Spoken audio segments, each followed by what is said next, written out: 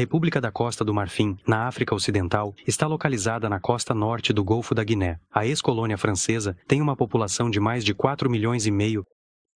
Antigamente parte da África Ocidental francesa, a Costa do Marfim alcançou a independência em 1960. Sob o presidente Houphouët Boigny, o país desempenhou um papel importante no desenvolvimento africano. A língua oficial ainda é o francês. Essencialmente rural, com muitas culturas locais diferentes, a Costa do Marfim é um dos países mais acolhedores e agradáveis para visitar na África.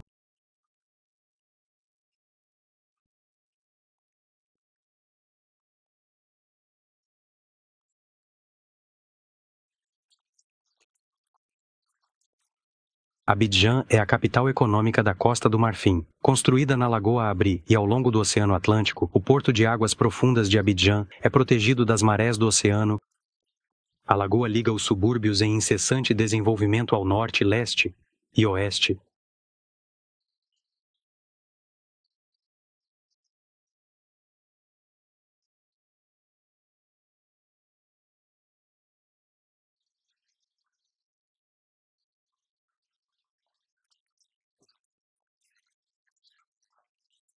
Abidjan é uma grande cidade moderna que se assemelha às capitais europeias. O calor sufocante e a vegetação abundante cercam os edifícios da cidade. As várias lagoas formam bairros específicos: Cocody, Trècheville e o Plateau. Seja residencial, industrial ou popular, cada bairro tem uma personalidade distinta. O Plateau é o mais frequentado por turistas. É moderno e coberto de arranha-céus que abrigam bancos, escritórios, empresas e um bom número de hotéis. O que atrai as pessoas a Abidjan é menos seu status de capital do que sua estranha mistura de tradição africana e modernidade europeia. Os bairros animados são encantadores. Durante o dia, nas ruas lotadas, homens, mulheres e crianças se misturam em suas tangas e roupas tradicionais. Abidjan é uma cidade relativamente jovem. Em 1898, a Comissão Houdai, encarregada de um estudo de viabilidade para uma ferrovia entre o Níger e o Atlântico, descobriu que a rota mais curta passava pelo Plateau, o futuro bairro comercial de Abidjan. O local da futura capital incluía a barra de areia offshore e as vilas Porte de Broé e Vridi. 4 anos depois, as grandes construções começaram e uma cidade foi construída ao redor da estação de trem.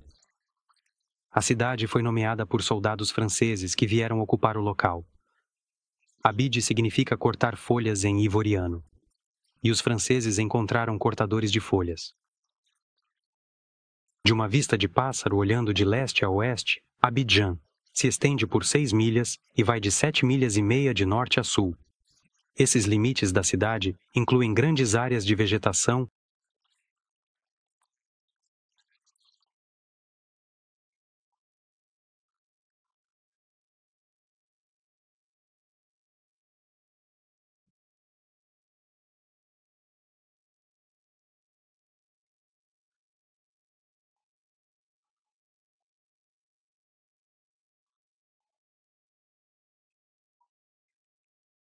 Quando você deixar Abidjan, encontrará a estrada que leva ao norte muito surpreendente.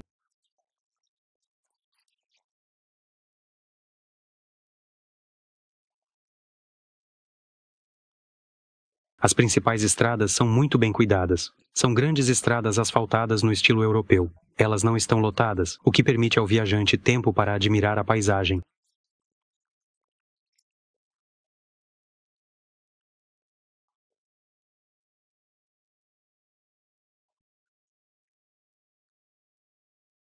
Na estação seca, a sutil cor da savana varia de pão queimado a palha desbotada.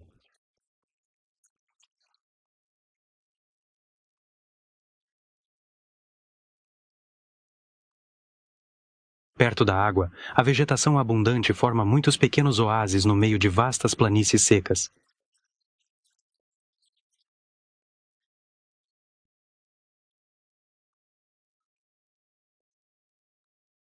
As aldeias com paredes de adobe e telhados de palha se misturam ao perfil da terra e suas cores fundamentais. Os agricultores das aldeias às vezes estendem seus campos de café ou cacau ao longo das grandes estradas.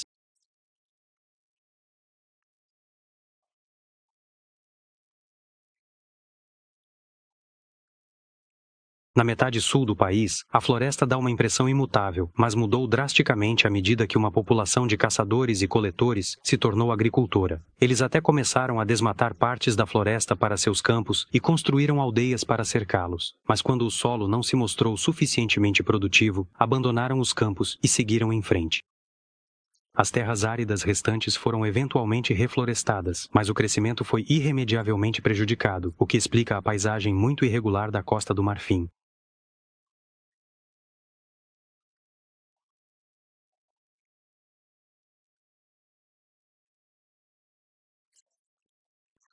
A região de Man está no oeste da Costa do Marfim. É uma região montanhosa e oferece paisagens muito mais verdes do que a savana.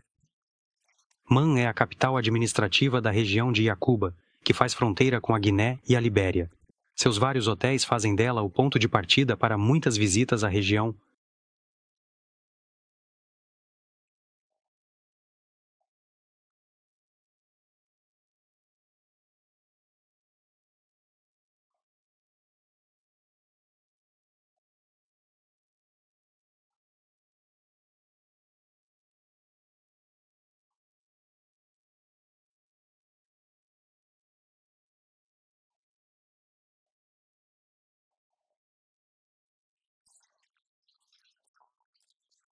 A cidade de Man tem o mesmo charme de outras pequenas cidades africanas perdidas no meio da selva. O mercado e a estação de ônibus são as principais atrações. A tarifa de táxi para excursões fora da cidade deve ser firmemente negociada na estação de ônibus. Os leitos de ferro e minério de ferro são uma das riquezas da região. Infelizmente, sua exploração é dificultada pela delicada situação econômica do país.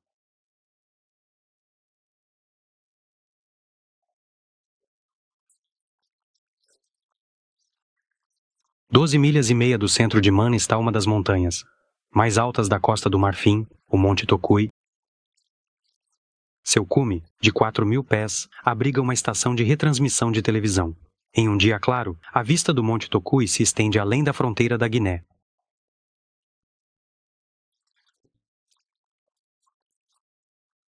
O Dente do Homem é um pico rochoso que sobrepõe o vale e tem uma vista panorâmica das muitas montanhas que cercam a bacia onde a cidade se desenvolveu. 28 milhas de Man, Biancuma. Tem a particularidade de ser separada em dois estilos distintos de habitações. De um lado, as cabanas da aldeia são cobertas de chapas de ferro.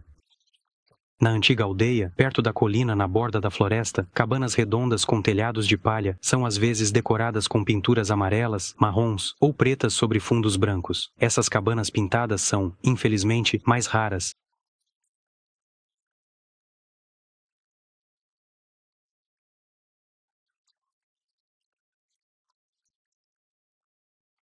Em Biancuma, você pode interagir com as mulheres da aldeia moendo milheto. Nas regiões remotas da Costa do Marfim, as pessoas são totalmente autossuficientes e as mulheres são responsáveis por nutrir toda a família com poucos recursos. As crianças participam das tarefas familiares, como classificar o café seco. O café e o cacau estão entre as principais exportações da Costa do Marfim.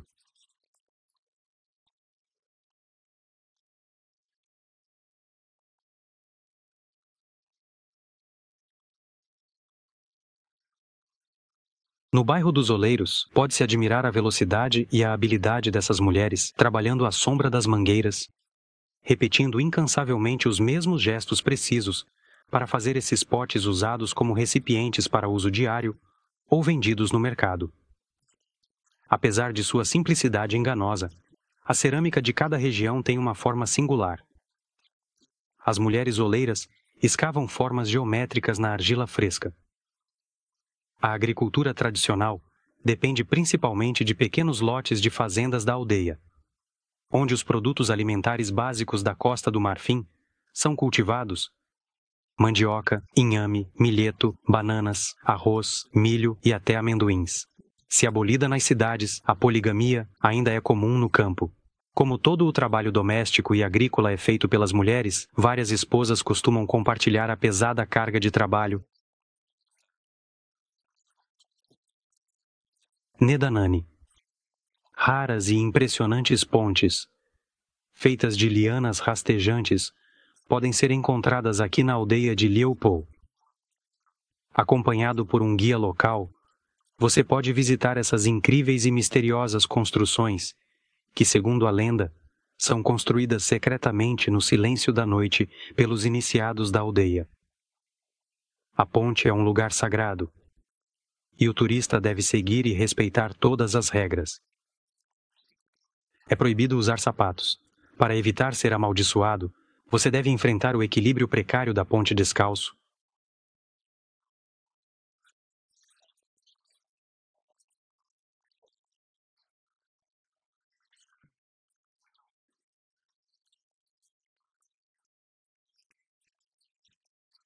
Para os locais, a ponte liga a aldeia aos campos.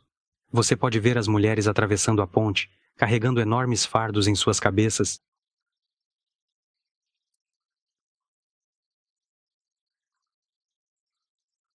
Tradicionalmente, as mulheres envolvem tecido não costurado ao redor de seus corpos. Um pedaço cobre o corpo e o outro, a cabeça. A mulher é a prima pobre das relações sociais na Costa do Marfim. Tradicionalmente, ela se submete, primeiro ao pai, depois ao marido, e mais tarde até aos filhos. Mas a legislação está tentando lidar com essa injustiça sexual. O governo proclamou a igualdade sexual.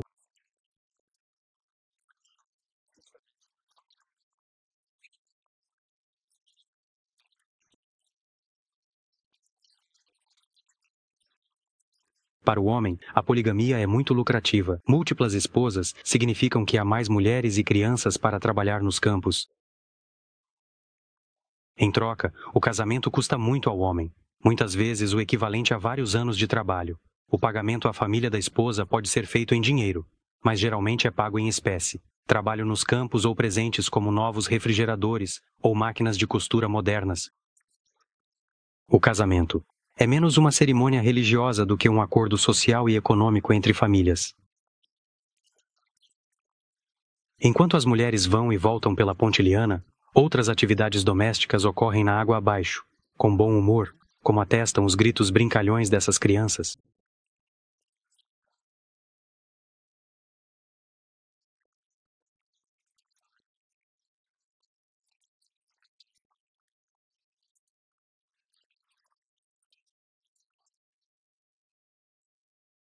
Se cada vez mais celebrações têm pouco significado religioso hoje, poucas são as atividades da vida tradicional que não estão ligadas a rituais religiosos. Os rituais africanos tradicionais sempre foram uma oportunidade para grandes celebrações com dança, canto e música instrumental.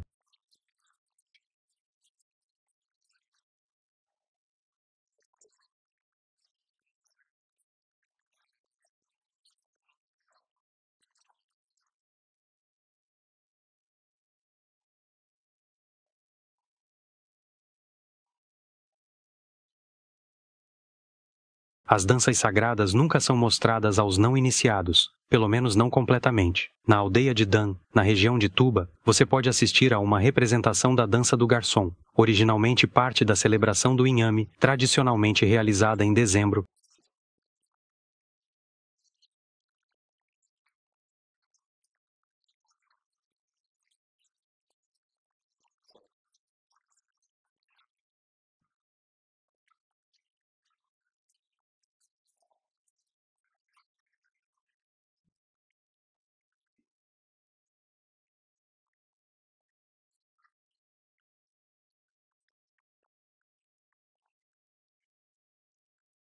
A dança é realizada na praça da aldeia e em frente aos anciãos da aldeia. De um lado, meninas jovens aprendendo os rituais de iniciação. Do outro lado, os meninos. Antes que a máscara de madeira sagrada seja revelada, os jovens demonstram o poder que adquiriram durante sua iniciação através de sua dança.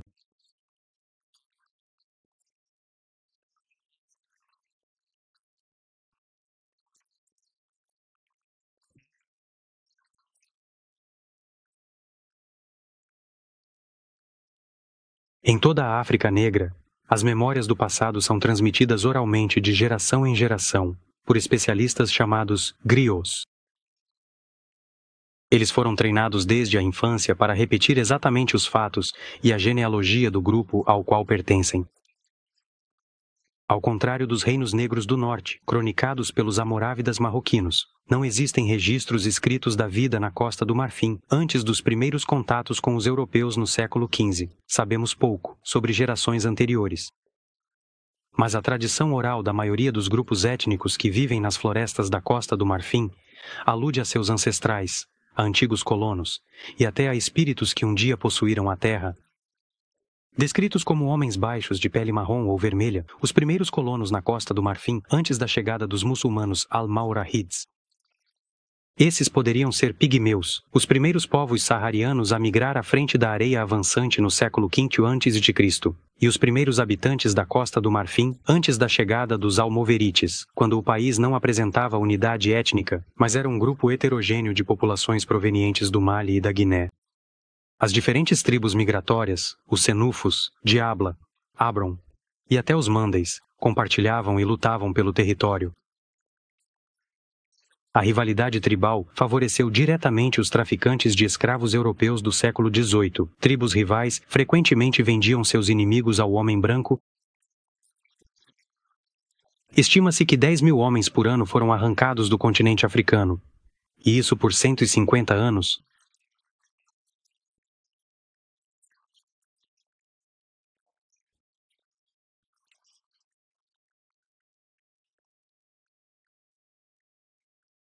Um decreto de 1983 estabeleceu Yamoussoukro como a capital política da Costa do Marfim.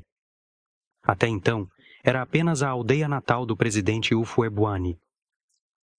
E seus excessos pessoais e ilusões de grandeza transformaram esta aldeia perdida na selva em uma cidade surpreendente. A cidade deve sua riqueza excepcional e seus luxuosos acessórios ao presidente Houphouët-Boigny. O Presidential Hotel, por exemplo, tem uma vista panorâmica, verdadeiramente incrível da cidade, e ostenta um enorme parque e campo de golfe. À medida que a cidade crescia na década de 1970, o presidente estabeleceu sua residência pessoal aqui e construiu vilas para sua família e convidados. Ele então imaginou uma cidade disposta em quadrantes perfeitos. Lagos artificiais foram escavados, árvores foram plantadas, e seu sonho ganhou um toque de paraíso.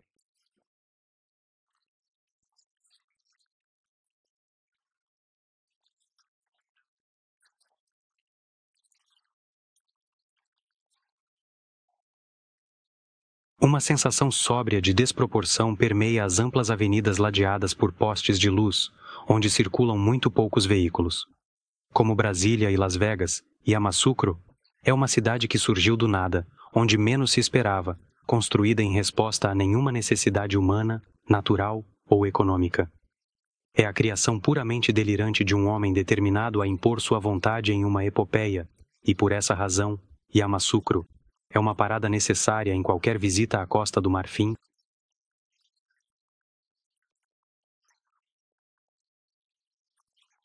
A construção mais comum e inesperada na cidade é a Basílica de Notre-Dame-de-la-Paix, ou Nossa Senhora da Paz.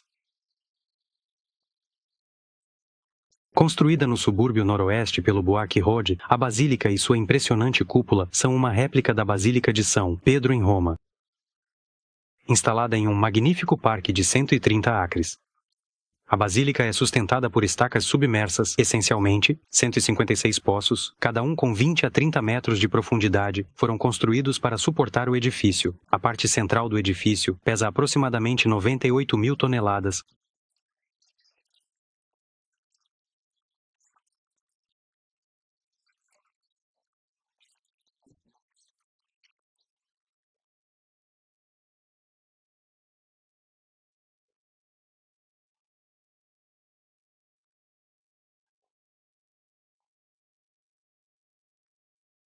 A cúpula de Notre-Dame-de-la-Paix é uma das maiores do mundo. Tem um diâmetro de 90 metros na base e se eleva a 60 metros antes que uma cruz dourada alcance mais 158 metros em direção ao céu. A lanterna que domina a cúpula Pesa 320 toneladas.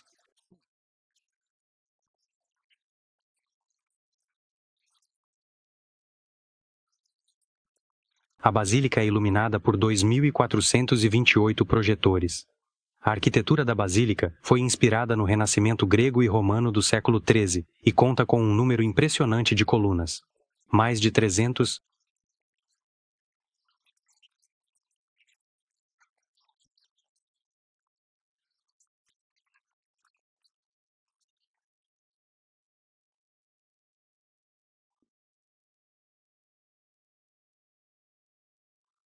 A praça em frente é inteiramente decorada com 150 mil pés quadrados de mármore italiano e desenhos geométricos.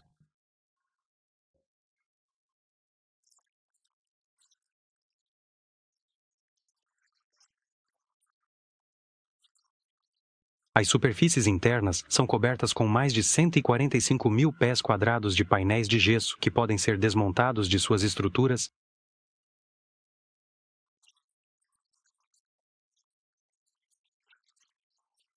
O dossel de bronze e latão tem vista para o altar de mármore de 28 metros de altura.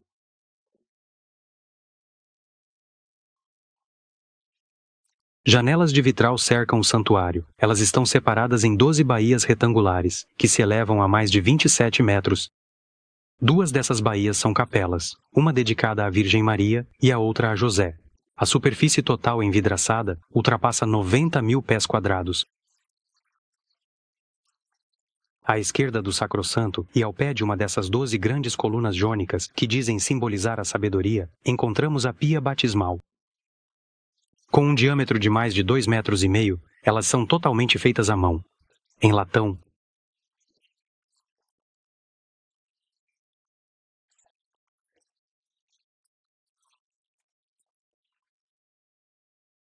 O órgão elétrico da basílica recria numericamente o som de tubos de órgão reais, gravados individualmente em salas à prova de som.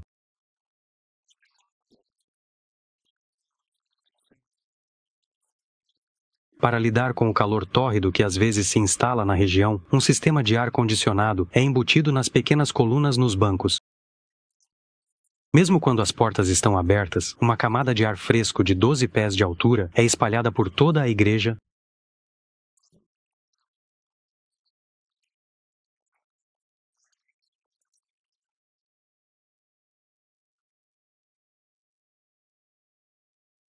Os 2.360 mil pés cúbicos da Basílica de Azamuco é o maior volume já equipado para som no mundo.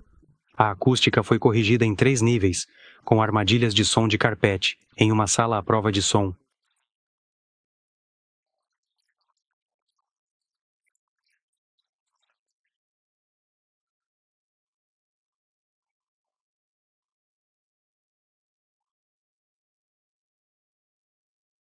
Na capela nordeste, 7 sinos de bronze estão agrupados.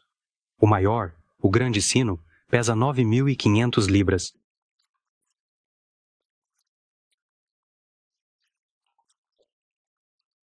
O edifício foi construído para acomodar 200 mil pessoas, 7 mil sentadas e 11 mil em pé na nave central, 30 mil na praça em frente e mais de 150 mil na esplanada que leva à basílica.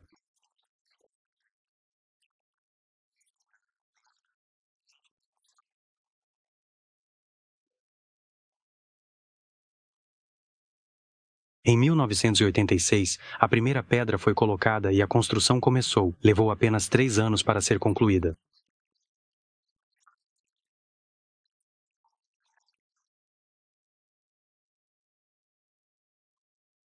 A basílica foi consagrada em setembro de 1990 pelo Papa João Paulo II.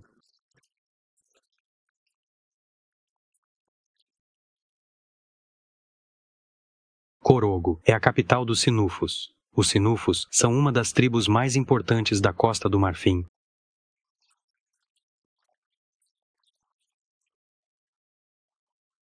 Corogo foi fundado durante o século XIII e está localizado no centro de uma das regiões mais ricas da Costa do Marfim. Os Sinufos são excelentes agricultores e também são famosos artesãos. Em Corogo, você deve passear pela área do coco, perto da grande mesquita.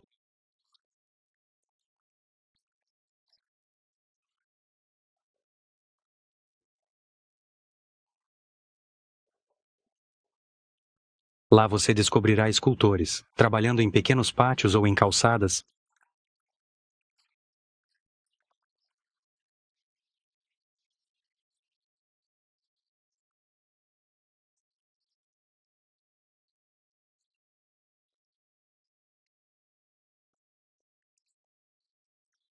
Pessoas de todas as idades fazem suas máscaras, estátuas e outras peças à mão, mas as peças não têm mais o mesmo significado anterior como objetos de culto.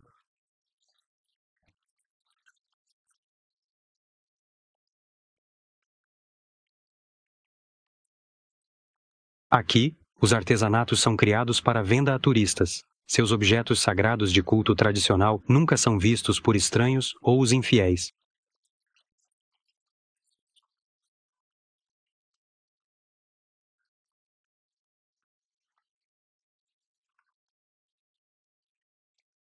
No entanto, peças bonitas de vários tamanhos e preços podem ser encontradas.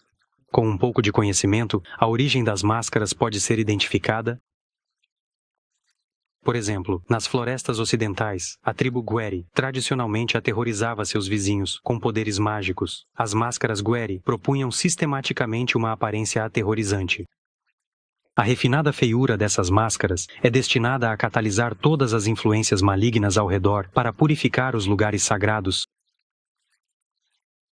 Mais a leste, as máscaras guru são famosas por sua harmonia. Seja brancas ou violentamente coloridas, as máscaras guru incluem chifres de carneiro, símbolo de fecundidade. Elas podem ser reconhecidas pelo cuidadoso equilíbrio de seus volumes, a elegância de suas características e a fiel reprodução dos detalhes. Nas savanas do norte, máscaras e estátuas sinufo podem representar tanto a humanidade quanto animais, particularmente tartarugas, cobras ou crocodilos.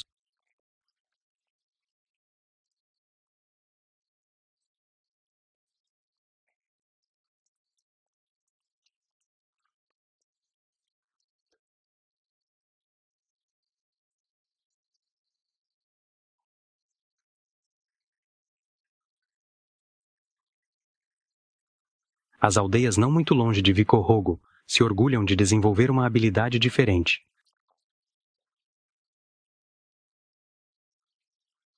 No caso de Waraniene, a aldeia é famosa por seus tecelões.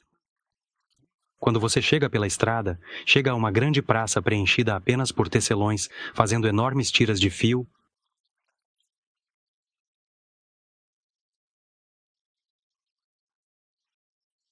A cada hora do dia, todos os dias da semana, os mesmos gestos se repetem detalhadamente e cuidadosamente para obter essas longas tiras estreitas que são então meticulosamente montadas e usadas para fazer roupas tradicionais. Sob a sombra das mangueiras, as mulheres refinam o trabalho dos homens com precisão e grande habilidade. Esses artesãos também são especializados na confecção de esplêndidas toalhas de mesa e são mais organizados do que podem parecer, trabalhando de forma meticulosa e com dedicação, com atenção aos detalhes, de maneira organizada, com paciência, esmero, zelo, maestria, destreza, arte, engenho, criatividade, tradição, cultura, história e identidade. A cooperativa deles abastece os mercados da região.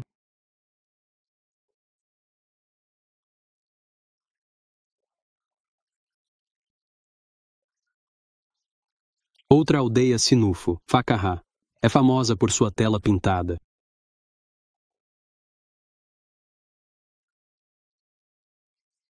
Em uma tela de algodão, o artista pinta cenas da mitologia sinufo em imagens da vida agrícola.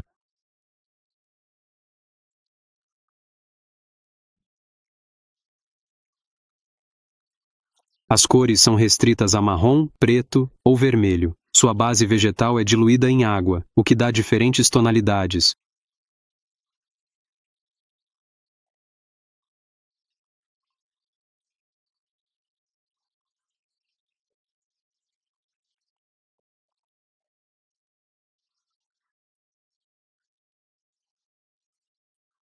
Você não pode deixar de notar a velocidade com que eles trabalham e admirar a habilidade que têm com suas ferramentas, facas, escovas de dentes ou esponjas.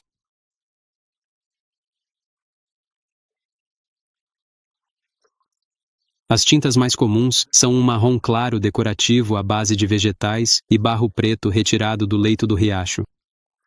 Os motivos representados nessas telas pintadas são inspirados nas raízes da civilização Sunufo e pelo animismo, a principal religião africana e a base da vida social tradicional. De acordo com o animismo, o mundo foi criado quando o planeta era uma substância lamacenta, na qual os seres humanos viviam como répteis e grandes saurianos. Crocodilos, cobras, tartarugas e camaleões são todas emanações de Deus, o Criador, e se beneficiam do prestígio de seus ancestrais. O caráter sagrado do réptil vem de seu contato com Deus e seu conhecimento de um mundo onde o mal e a morte não existem. Os humanos foram a última espécie criada.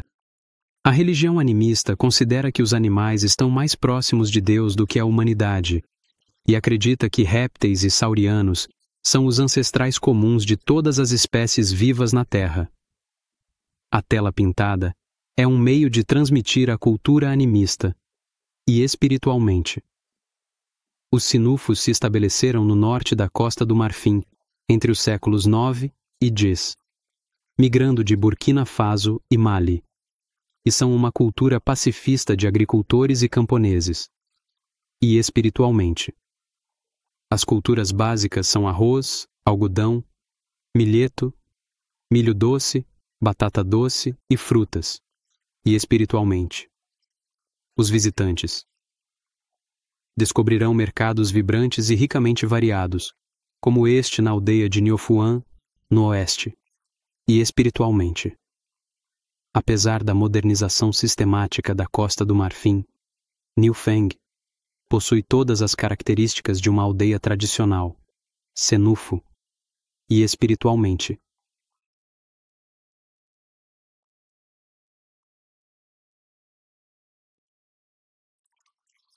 O norte da Costa do Marfim é 60% animista, 25% muçulmano e 15% católico. Os sinufos são animistas, e a cabana do fetiche é o seu lugar sagrado de adoração, onde ocorrem todas as cerimônias, celebrações, funerais e um simples pedido dos habitantes da aldeia ocorrem. O fetiche pode assumir várias formas: um objeto, estátua, máscara ou gris-gris. Quando alguém vem em adoração ou para pedir algo ao fetiche, deve trazer um animal, que é sacrificado dentro, para que o fetiche seja o primeiro a provar o sangue sacrificial. A cozinha do iniciado é onde o sacrifício é preparado e um local de reunião antes de cada cerimônia. A cozinha Neo-Franque também possui um abrigo onde os mortos são exibidos antes do enterro.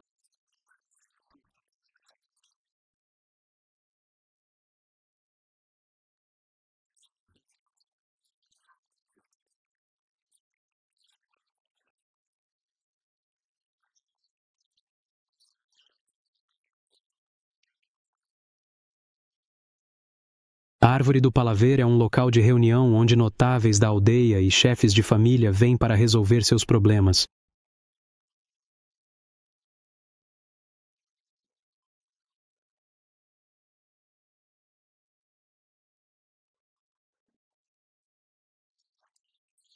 Cada família é administrada por um chefe de família, e cada uma delas é única em sua estrutura e organização.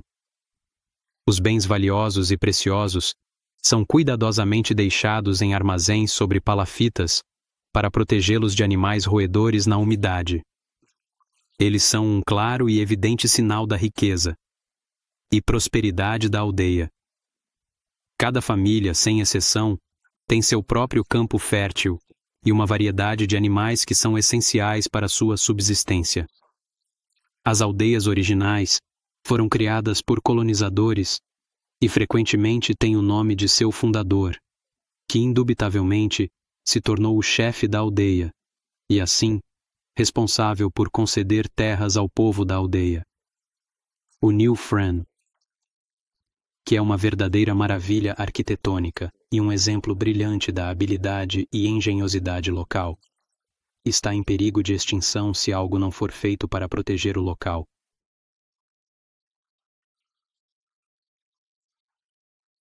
Com exceção do centro da aldeia, onde uma mesquita estranha parece fora de lugar neste cenário tradicional Senefou, Nilfong está lentamente, mas certamente, se deteriorando, a infeliz vítima de uma praga de modernização selvagem.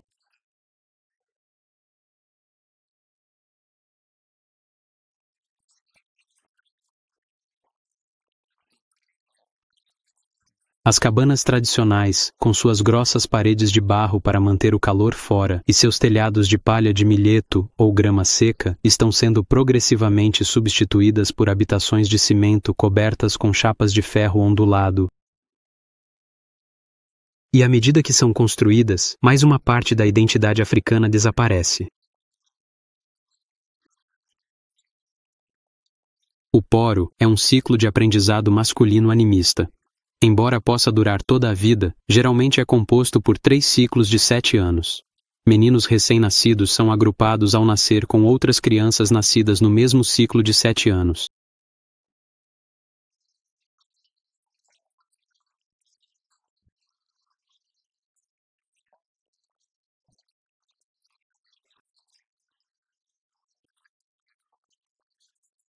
Em todas as cerimônias, a dança da pantera ocorre na praça da aldeia diante dos anciãos da aldeia. Pantera é um termo de reverência para os velhos da aldeia que adquiriram sabedoria ao longo de um longo período. Eles são respeitados.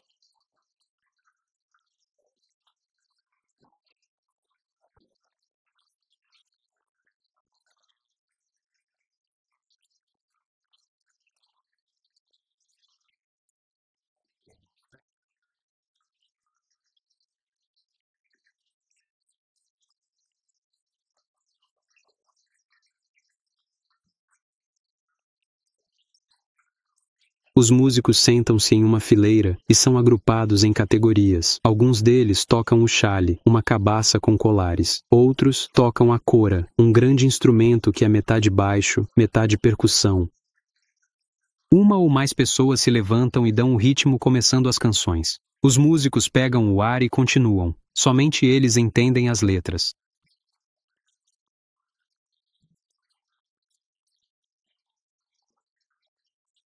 Então os navios aparecem? Na borda da floresta sagrada, na verdade, os navios são jovens iniciantes totalmente disfarçados com grandes panos bege, com pontos marrons pintados para se assemelhar à pele de pantera. Por sua vez, eles imitam todas as atitudes do animal, deitados ou sentados, caminhando, galopando ou atacando. Enquanto isso, os outros tocam música, dão o ritmo ou representam caçadores. Esta série de figuras acrobáticas demonstra a excelente condição física desses jovens aprendizes.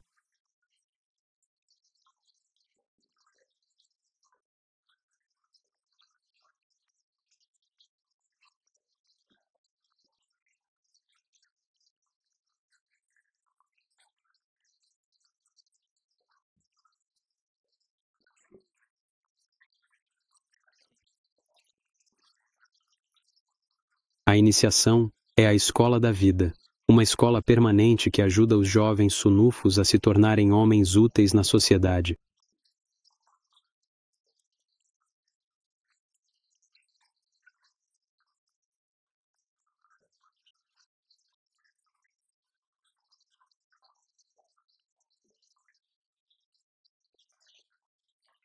De acordo com os ancestrais, sua iniciação e ensino tradicionais ocorrem na floresta sagrada. Lá, a cultura geral é ensinada, assim como a medicina e o que os mais velhos determinam que um sinufo deve saber. A iniciação dura 3 ciclos de 7 anos, dos 12 aos 19 anos. É a pré-iniciação, dos 19 aos 26. A iniciação propriamente dita leva os jovens para a floresta por 5 meses a cada ano. O terceiro ciclo, dos 26 aos 33, é o início da sabedoria. Cada iniciado recebe um papel, uma função social, que ele desempenhará durante os 7 anos de sua iniciação.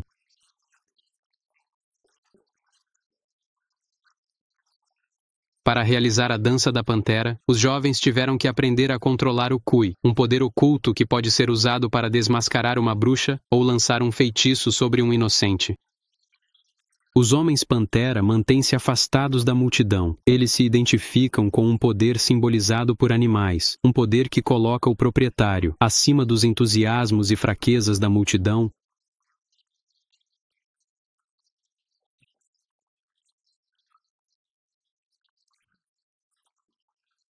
Os Sanufo compartilham com grupos étnicos no oeste do país uma série de sociedades secretas misteriosas. Os membros são ameaçados de morte, a menos que permaneçam anônimos. O papel dessas sociedades é bastante ambíguo. Em princípio, elas têm a intenção de lutar contra o poder da feitiçaria e intervir em questões de dominação e conciliação.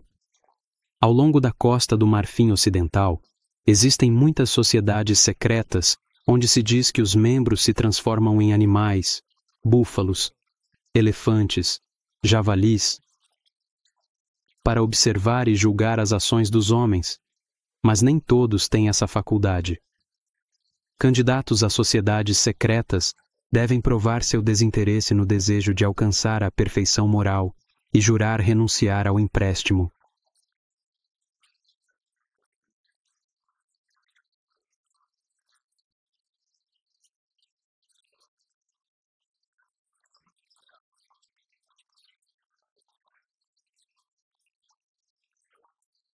Hoje, os jovens estão divididos entre os rituais tradicionais de iniciação africana e a escolaridade ocidental, que se baseia em um conceito de mundo radicalmente diferente. As pessoas mais velhas tentam encontrar compromissos.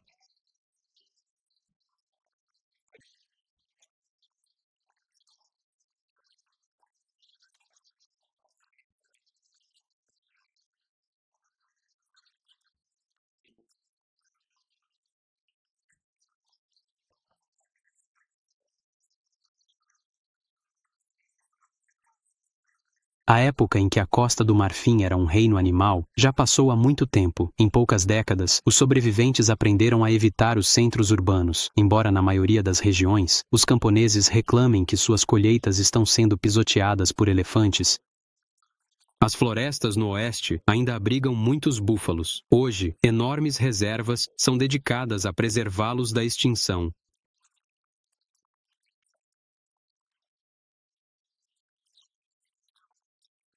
No oeste do Sanufo está o Parque Como. Estes são hipopótamos, que estão se refrescando no rio. Como? Mas esses senhores raramente revelam algo além de suas narinas, que estão à superfície da água para respirar.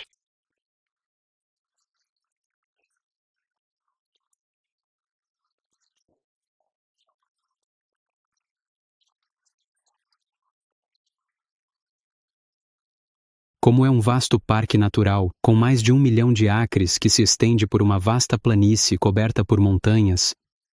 O parque, como é a antiga Reserva Buona, criada em 1926, é o parque mais importante do país, abriga o maior número de espécies e é conectado por estradas de terra. Muito mais acolhedores, talvez. Os crocodilos às vezes vêm descansar à beira do rio e exibem seus dentes perfeitos.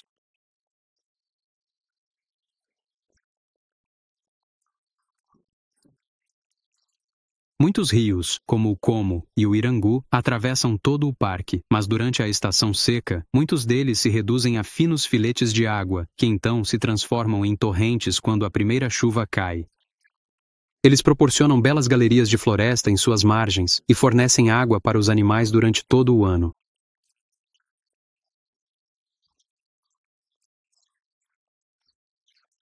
O parque está fechado de julho a dezembro, porque a estação chuvosa torna as estradas intransitáveis. Para descobrir o parque, é aconselhável fazer um safari com um motorista e um caçador que possam reconhecer os animais e mostrá-los a você. Mas se você preferir viajar por conta própria, não se esqueça de que armas e caça são proibidas e que você só pode dirigir a 25 milhas por hora. Além disso, é aconselhável ter uma ou duas rodas sobressalentes e boas reservas de água, gasolina e comida, porque os 310 milhas de estradas são muito raramente percorridas. Em resumo, é uma aventura.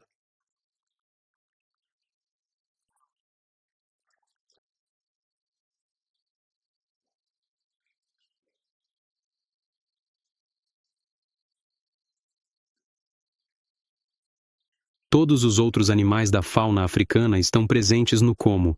Mas vê-los é uma história diferente. É preciso ter bons olhos para discernir os leões e leopardos deitados na grama.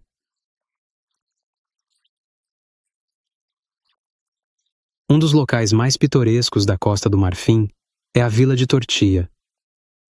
Ironia do destino. A vila se tornou uma cidade quando especialistas da empresa que possuía os direitos de exploração exclusivos das minas de diamante lá decidiram que não eram lucrativas e fecharam em 1972.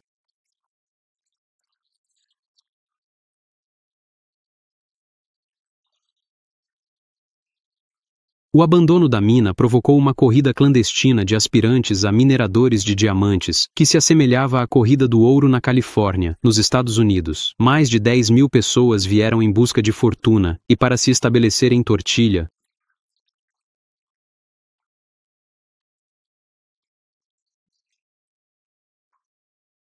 a vida era extremamente difícil para essas pessoas, que tinham apenas as mãos e algumas ferramentas miseráveis com as quais cavar poços verticais estreitos a 6 metros de profundidade.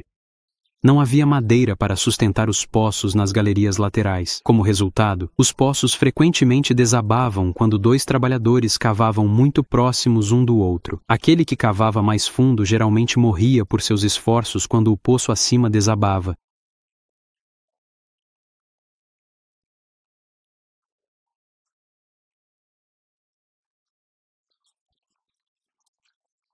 Com poucas exceções, a fortuna nunca sorriu para esses mineradores clandestinos, cujos salários mensais eram, em média, o equivalente a $4 cada.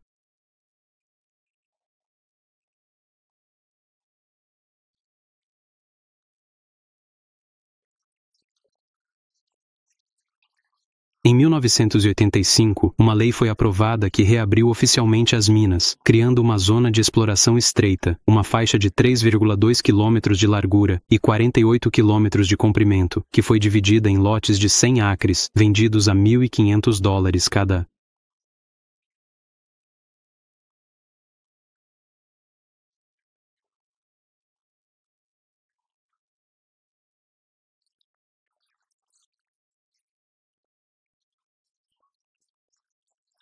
Quem poderia comprar um pedaço das minas de diamante de Tortilla? Os ricos, que se afastavam das alegrias dolorosas de cavar buracos profundos, removendo terra em cestas e sufocando quando os poços desabavam.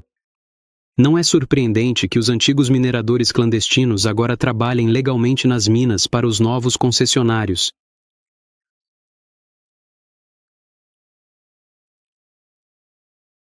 Eu vou falar com ele mesmo.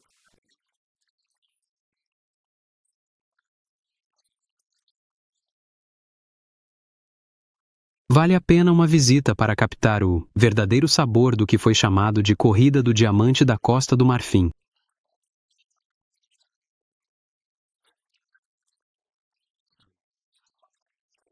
Para finalizar sua visita à Costa do Marfim, você deve aproveitar a costa do oceano e suas lagoas. Muito perto de Abidjan, Grand-Bassam foi a primeira capital administrativa da colônia francesa, uma cidade cheia de recordações históricas e tragédias. Grand-Bassam foi devastada em 1899 por 2 epidemias consecutivas de febre.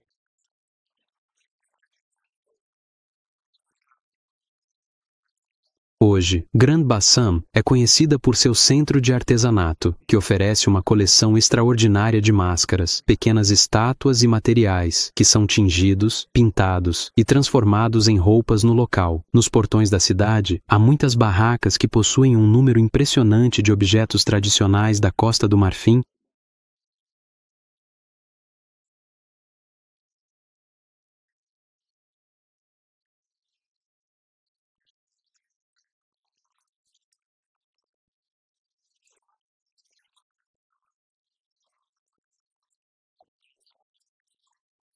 Rombazan também é um local de lazer e recreação para o povo de Abidjan. As aldeias ao redor estão espalhadas ao longo da costa, e muitas pessoas de Abidjan obtiveram pequenos terrenos à beira-mar dos chefes das aldeias e construíram pequenas cabanas de fim de semana. O calor em Rombaçan e ao longo das costas da Costa do Marfim torna difícil resistir a mergulhar no oceano. Mas cuidado, as ondas difíceis e a correnteza tornam nadar longe da costa muito perigoso, exceto em áreas protegidas. De Grande Avu a São Pedro, passando por Sassandra e Fresco, a costa sul da Costa do Marfim é uma região de beleza natural extraordinária, caracterizada por suas praias de areia dourada, águas cristalinas e uma biodiversidade rica que atrai turistas de todo o mundo. Esta área costeira não é apenas um refúgio para aqueles que buscam relaxamento, mas também um ponto de partida para explorar a vibrante cultura e história da Costa do Marfim. A cidade de São Pedro, por exemplo, é conhecida por seu porto movimentado e sua proximidade com o Parque Nacional de Tai, um dos últimos remanescentes de floresta tropical primária na África Ocidental. Sassandra, com seu charme colonial, oferece uma visão do passado histórico do país, enquanto Fresco é famosa por suas tradições locais e festivais coloridos. A Costa Sul representa um lugar ideal para se recuperar de uma viagem animada e fascinante para o interior da Costa do Marfim, onde se pode descobrir a diversidade cultural e as paisagens deslumbrantes que o país tem a oferecer. A República da Costa do Marfim, localizada na costa norte do Golfo da Guiné, é um país de contrastes, onde a modernidade e a tradição coexistem harmoniosamente, oferecendo aos visitantes uma experiência única e inesquecível. A antiga colônia francesa tem uma população de mais de 4,5 milhões.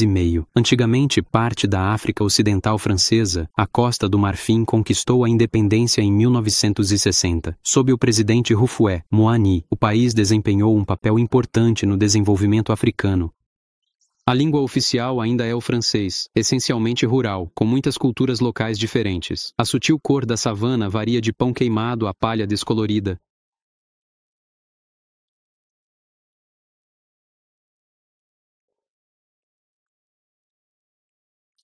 Perto da água, a vegetação abundante forma muitos pequenos oásis no meio de vastas planícies secas.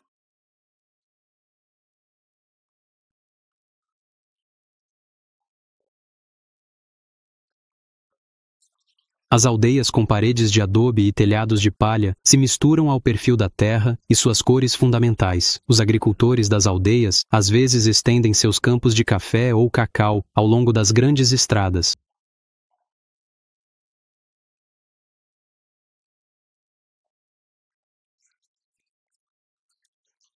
Na metade sul do país, a floresta dá uma impressão imutável, mas mudou drasticamente à medida que uma população de caçadores e coletores se tornou agricultora. Eles até começaram a desmatar partes da floresta para seus campos e construíram aldeias para cercá-los. Mas quando o solo não se mostrou suficientemente produtivo, abandonaram os campos e seguiram em frente.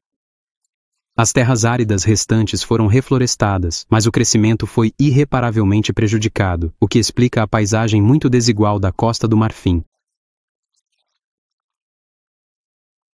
Culturas. A Costa do Marfim é um dos países mais acolhedores e agradáveis para visitar na África. Abidjan é a capital econômica da Costa do Marfim, construída na Lagoa Abri e ao longo do Oceano Atlântico. O porto de águas profundas de Abidjan é protegido das marés do oceano. A lagoa liga os subúrbios em incessante desenvolvimento ao norte, leste e oeste.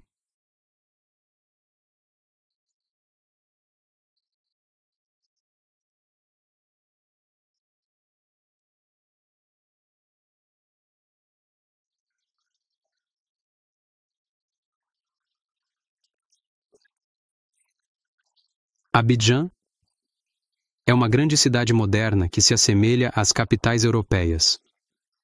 O calor sufocante e a vegetação abundante cercam os edifícios desta cidade. As várias lagoas formam bairros específicos: Cocody, Trècheville e o Plateau. Seja residencial, industrial ou popular, cada bairro tem uma personalidade distinta. O Plateau é o mais frequentado por turistas. É moderno e coberto de arranha-céus que abrigam bancos, escritórios, negócios e um bom número de hotéis. O que atrai as pessoas a Abidjan é menos seu status de capital do que sua estranha mistura de tradição africana e modernidade europeia. Os bairros animados são encantadores. Durante o dia, nas ruas lotadas, homens, mulheres e crianças se misturam em suas tangas e roupas tradicionais. Abidjan é uma cidade relativamente jovem. Em 1898, a Comissão Houdai, encarregada de um estudo de viabilidade para uma ferrovia entre o Níger e o Atlântico, descobriu que a rota mais curta passava pelo Platô, o futuro bairro comercial de Abidjan. O local da futura capital incluía a barra de areia offshore e as vilas Port-Bouet e Vridi. 4 anos depois, as grandes construções começaram e uma cidade foi construída ao redor da estação de trem. A cidade foi nomeada por soldados franceses, que vieram ocupar o local. Abidjan significa cortar folhas em ivoriano, e os franceses encontraram cortadores de folhas. De uma vista de pássaro olhando de leste a oeste, Abidjan se estende por 6 milhas e vai de 7,5 milhas de norte a sul. Esses limites da cidade incluem grandes áreas de vegetação.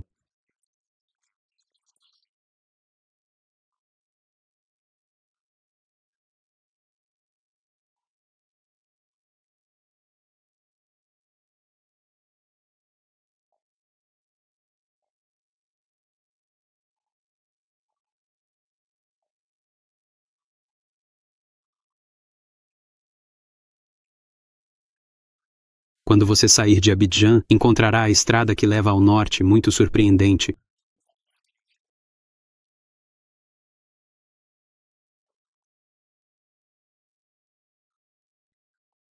As principais estradas são muito bem cuidadas. São grandes estradas asfaltadas no estilo europeu. Elas não estão lotadas, o que permite ao viajante tempo para admirar a paisagem.